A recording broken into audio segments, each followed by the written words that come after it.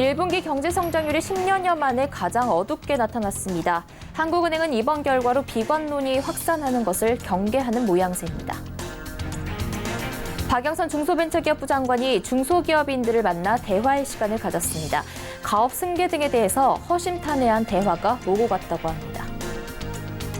여성의 경제활동 참여가 증가하면서 소비 주체로서의 여성이 주목받고 있는데요. 이 같은 흐름이 주식시장에서도 나타나고 있다고 합니다. LG전자가 국내 스마트폰 생산 중단을 공식화했습니다. 15분기 연속 적자를 기록하고 있어 비용 절감에 나선 것으로 보입니다. 센 뉴스 플러스 잠시 후 뵙겠습니다.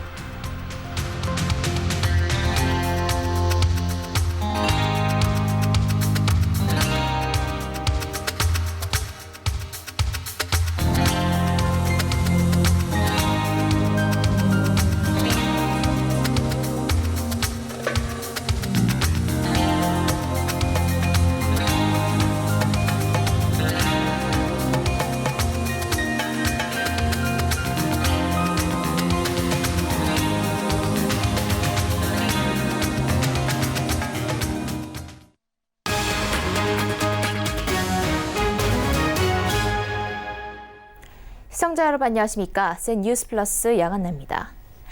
우리나라의 경제가 올해 첫 분기부터 뒷걸음질을 한 것으로 나타났습니다. 특히 이번 1분기 경제 성장률은 약 10년 만에 가장 나쁜 실적이라고 합니다.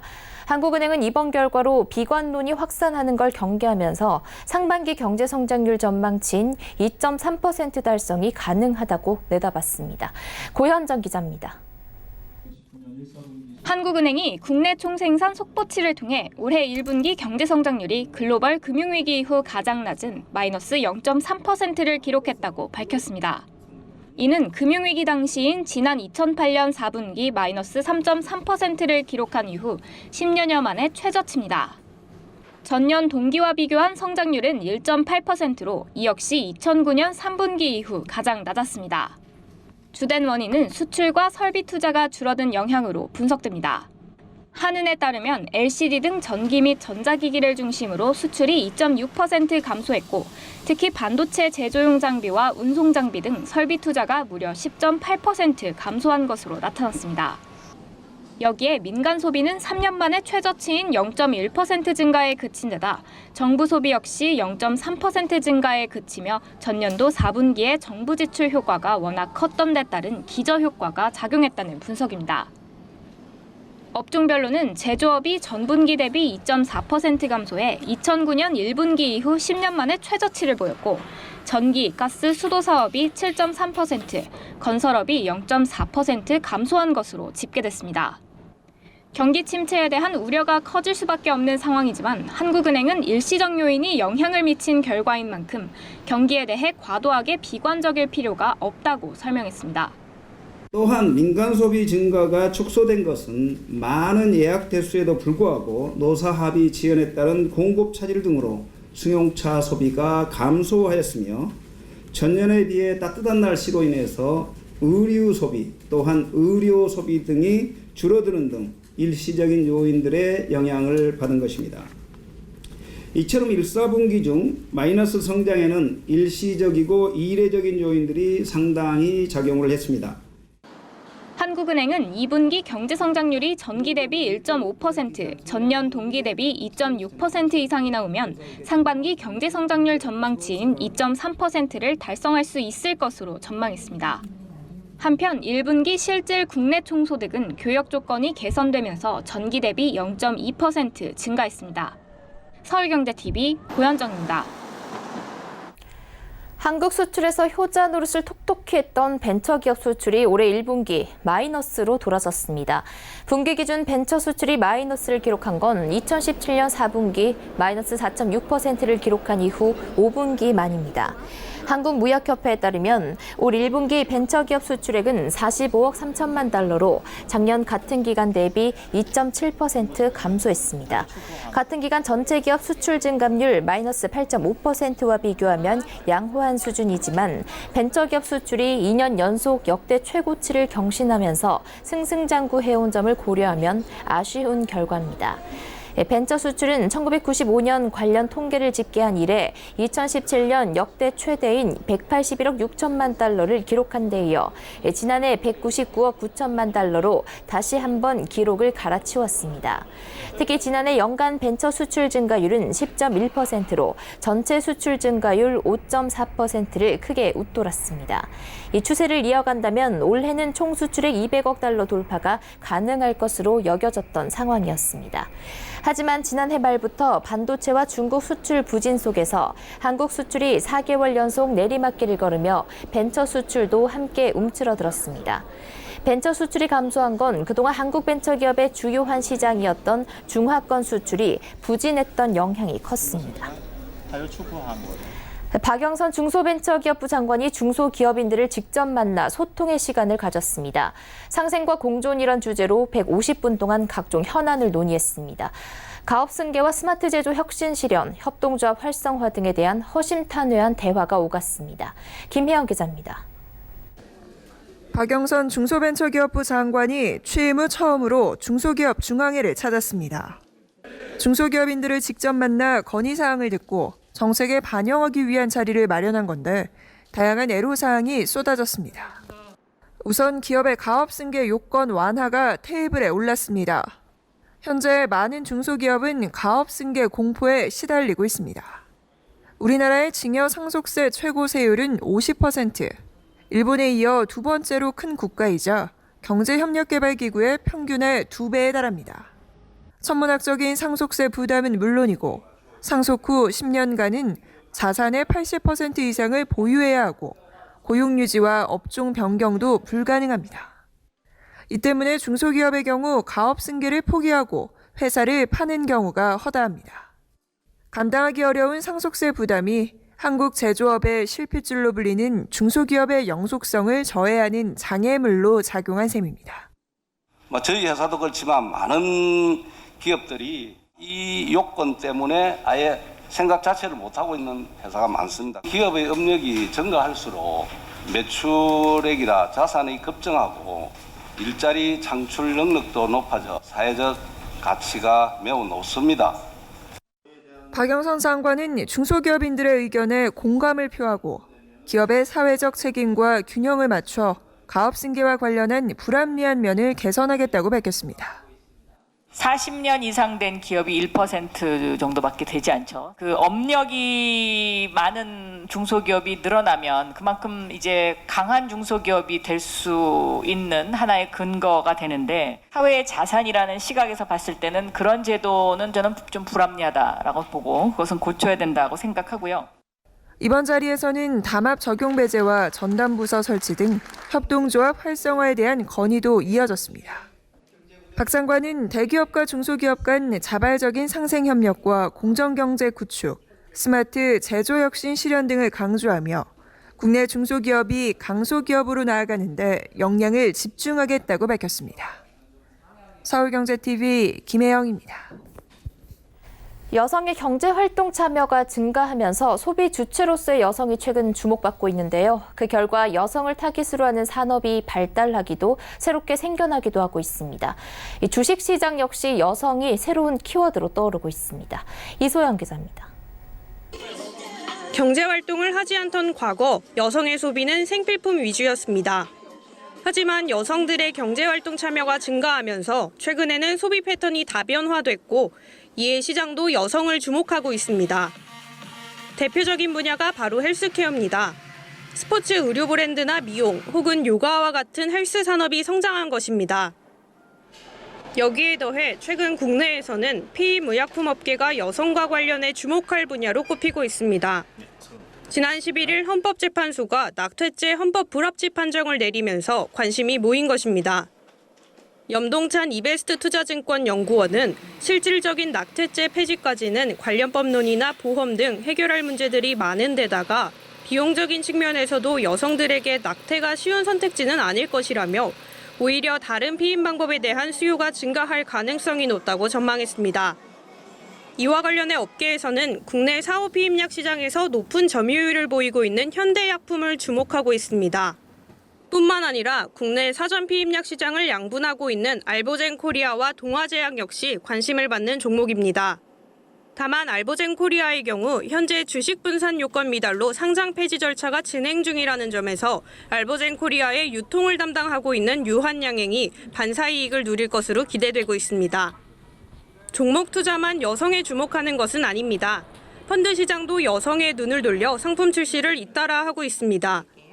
지난해 11월 메리츠 자산운용이 양성평등을 기준으로 회사에 투자하는 더 우먼 펀드를 업계 최초로 선보인 데 이어 한국투자신탁운용 역시 올해 성다양성이 우수한 기업을 담는 상장지수 펀드 출시를 앞두고 있습니다.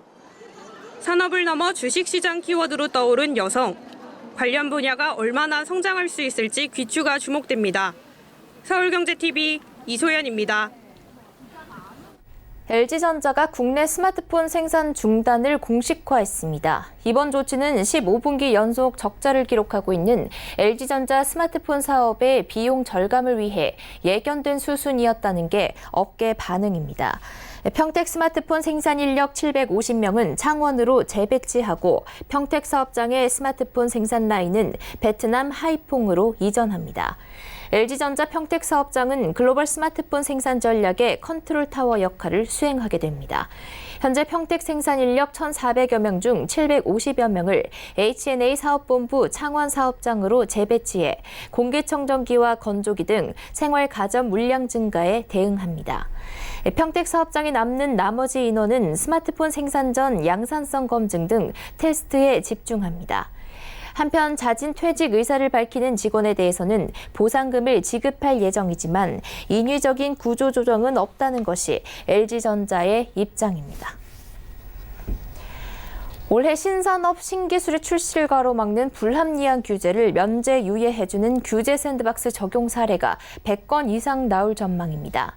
정부는 오늘 오전 세종청사에서 이낙연 국무총리 주재로 국정현안 점검 조정 회의를 열어 규제 샌드박스 시행 100일 성과와 향후 과제를 논의하고 이 같은 계획을 발표했습니다.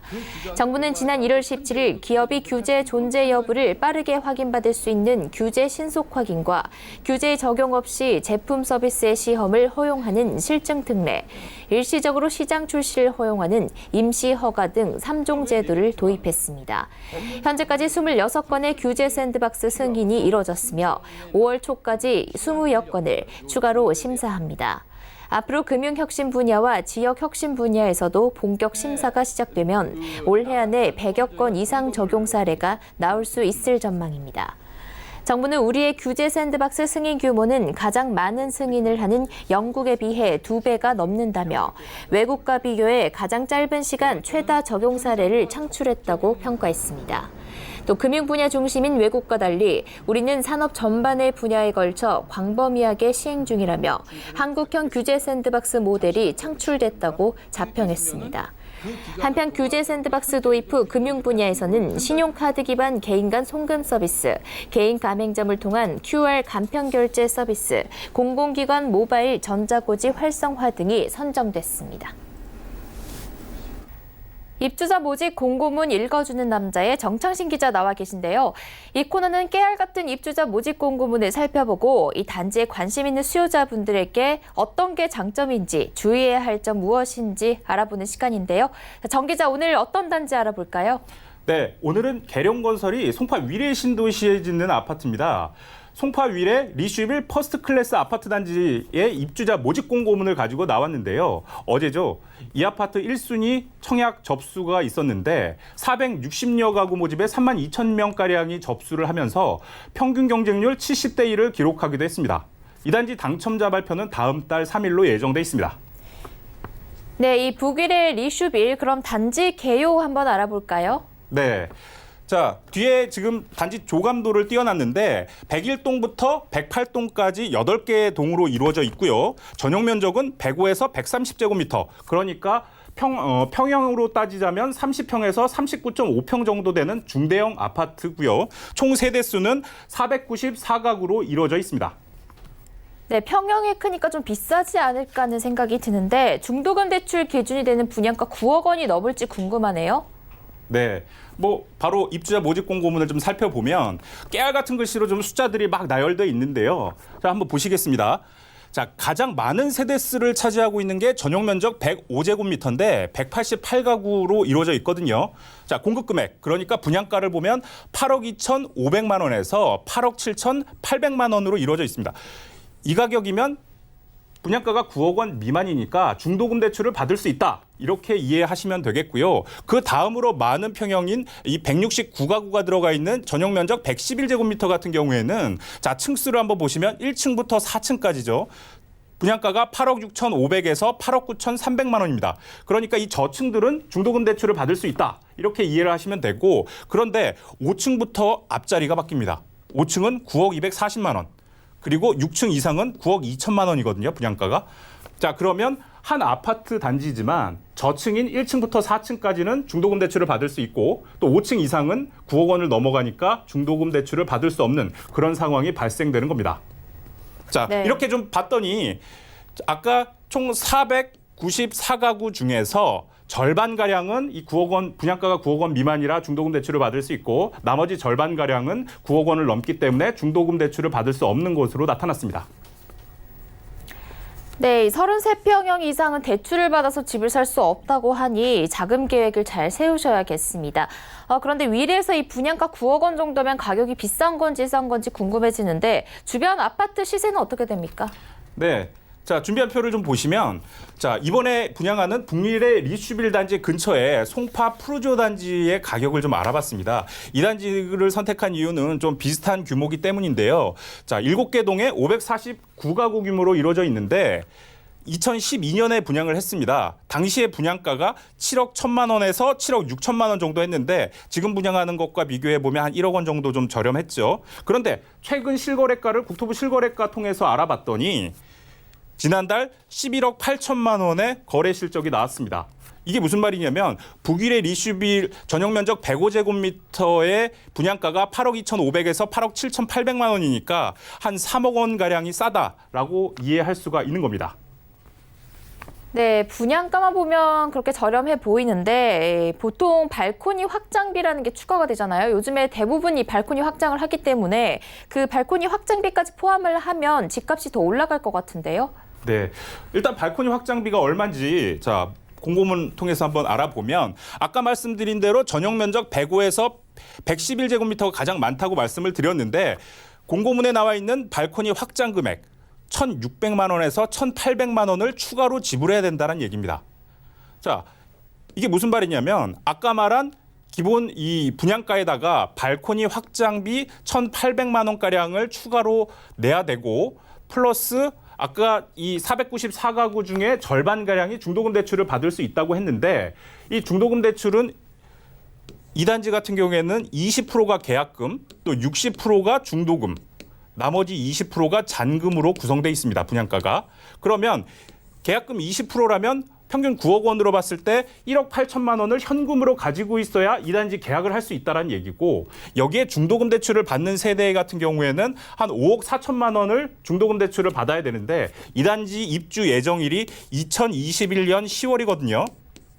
즉 2년 정도를 은행에서 중도금 대출 5억 4천만 원을 받아서 그 이자 따져봤더니 한 2천만 원 정도 되던데 이 중도금 대출 이자도 따로 납부해야 된다는 얘기입니다. 그러니까 한 9억 원 정도 되는 분양가에다가 발코니 확장비 1,800만 원, 중도금 대출이자 한 2천만 원 정도를 내고 나면 그래도 아까 지금 시세와 비교해 본다면 한 2억 원 이상은 그래도 저렴하다. 이렇게 평가를 할 수 있겠습니다.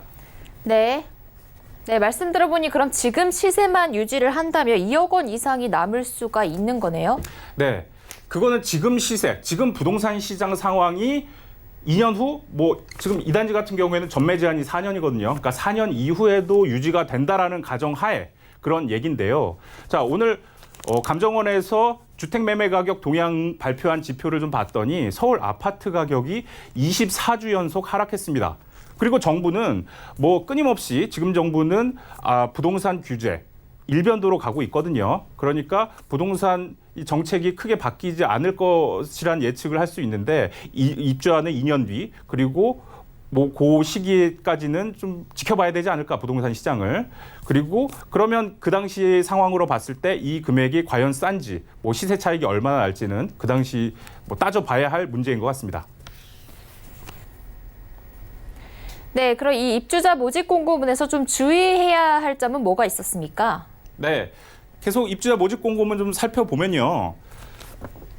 자, 깨알 같은 글씨긴 하지만 이 101동과 106동 인근 지하에는 이 기계실과 전기실, 발전기실이 설치가 돼 있어서 이 소음이나 환경권 침해가 일어날 수 있다라고 명시돼 있는데, 이게 무슨 말이냐면 이 101동과 106동 지하에 이 기계 윙윙거리는 기계음, 특히 저층일수록 잘 들릴 테니까 예민한 분들은 이 단지 저층에 당첨이 되더라도 계약할 때 좀 주의하셔라라는 얘기고요. 그 다음에 또 살펴보면, 자, 단지 주변에 혐오 시설이 있다고 입주자 모집 공고문에 미리 밝히고 있습니다. 어떤 시설이냐면 이 리슈빌 단지 남측으로 300m가량의 열병합 발전소가 설치가 돼 있는데, 알아보니까 2017년부터 이미 설치가 돼서 운영돼 있더라고요. 자, 그렇다면 이 일부 세대는 이 열병합 발전소에서 나오는 이 공장 굴뚝의 연기 같은, 연기는 아니고 뭐 수증기겠지만 그런 모습들을 보면서 살아야 된다라는 얘기고, 또 겨울 같은 이 계절에는 연기가 더 많이 보이거든요, 수증기가. 그렇다면 햇빛을 가려서 일조권이 좀 줄어들 수 있다라는 점을 좀 유념하셔야겠습니다. 또 다른 점은 뭐가 있냐면, 자, 104동부터 107동까지 이 저층부에서는 장지천변 조망이 제한될 수 있다라는 얘기인데, 이게 무슨 말이냐면 이 단지의 가장 큰 장점 중 하나가 이 장지천변입니다. 지금 예쁘게 돼 있죠. 그리고 지금 장지천변에 이 수변공원을 지금 조성 중인데, 자, 104동부터 이 뒷동들, 107동까지에 있는 이 뒷동들 고층으로 갈수록 이 장지천변 조망이 아주 잘 나오겠죠. 그런데 1층, 2층 같은 저층 세대들은 이런 조망이 좀 불가능할 수 있다라는 얘기를 해주고 있는 겁니다.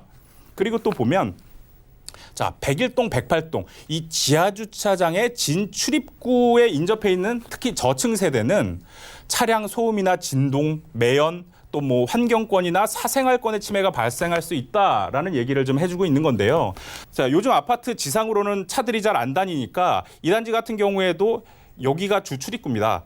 지하로 들어가는 입구인데 차량들은 유일하게 이쪽을 통해서만 왔다 갔다 들어오고 나갈 수가 있는 거거든요. 그러면 차들이 들어오고 나갈 때 여기서 신호음 같은 게 삐용삐용 울리면서 차들이 들어오고 나가는 거를 알려주는데, 여기에 차들이 들어가면, 자, 101동과 108동의 이 저층에 사는 사람들 같은 경우에는 이 소리가 좀 더 시끄럽게 들릴 수 있다라는 얘기고, 그리고 차들이 지나가고 나가면서 또 저층에 있는 또 사생활, 뭐 아니 이 집 안이 보인다거나 그럴 가능성이 있기 때문에 특히 101동과 108동에 당첨돼서, 특히 저층에 당첨된 사람들은 계약할 때 좀 주의하셔라라는 내용을 이 입주자 모집 공고문에 담은 겁니다. 지금까지 입주자 모집 공고문 읽어주는 남자였습니다. 네, 공고문 읽어주는 남자, 오늘 정철신 기자와 송파윌의 리슈빌 퍼스트 클래스에 대해서 알아봤습니다. 감사합니다. 네.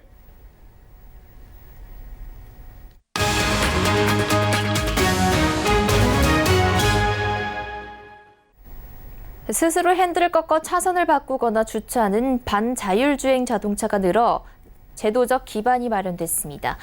정부가 지금까지 특례로서 자동차 모델별로 허용해온 이 기능을 전면 허용 대상으로 규정했기 때문입니다.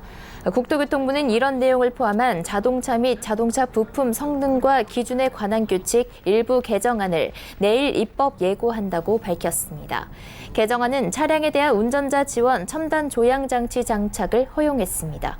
지금까지 현행 규칙은 기본적으로 일반 자동차에는 이 첨단 조향장치를 장착할 수 없도록 막아왔습니다. 이 장치는 운전자를 보조하기 위해 자동차 스스로 핸들을 움직여 안전하게 현재 차선을 유지하거나 바꾸고 주차까지 수행하는 기능을 합니다. 센 뉴스 플러스 여기까지입니다. 시청해주신 여러분 고맙습니다.